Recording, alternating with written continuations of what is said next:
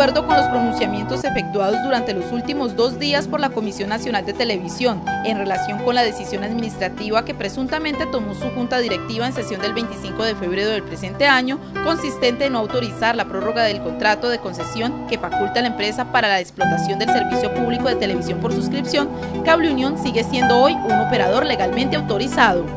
Que la anterior afirmación se sustenta en las propias declaraciones de la Comisión Nacional de Televisión cuando certifica en cabeza de su director la ausencia del requisito mínimo para que tal decisión tenga los efectos pretendidos por dicha entidad, pues se requiere no solo la notificación oficial a Cable Unión en la oportunidad debida,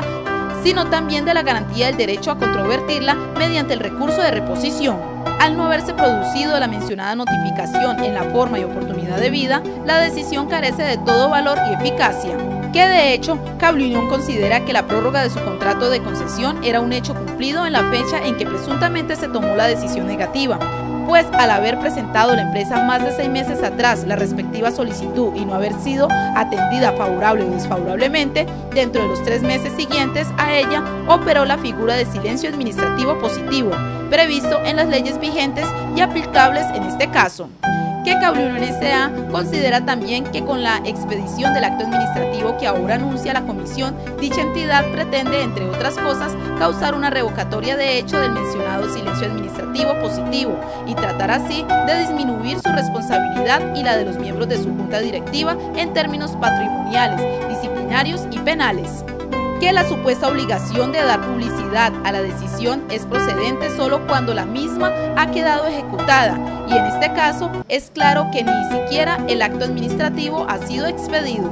Que con las informaciones producidas por algunos medios de comunicación en torno a la situación presentada con la no prórroga del contrato de concesión se causó pánico económico a favor de terceros y en contra del patrimonio de la empresa, de sus trabajadores y acreedores y del erario público. Que es facultad de las instancias judiciales establecer las responsabilidades de cada uno de los involucrados en las conductas a que se refiere este comunicado, que en todo caso las consecuencias del actuar de la Comisión Nacional de Televisión y algunos medios de comunicación resultan hoy irreparables en términos económicos, sociales y empresariales. Que Cable Unión S.A. continuará prestando sus servicios y respondiendo por sus compromisos hasta satisfacer en la mejor forma posible sus obligaciones, dado en Pereira a los 4 días del mes de marzo de 2010.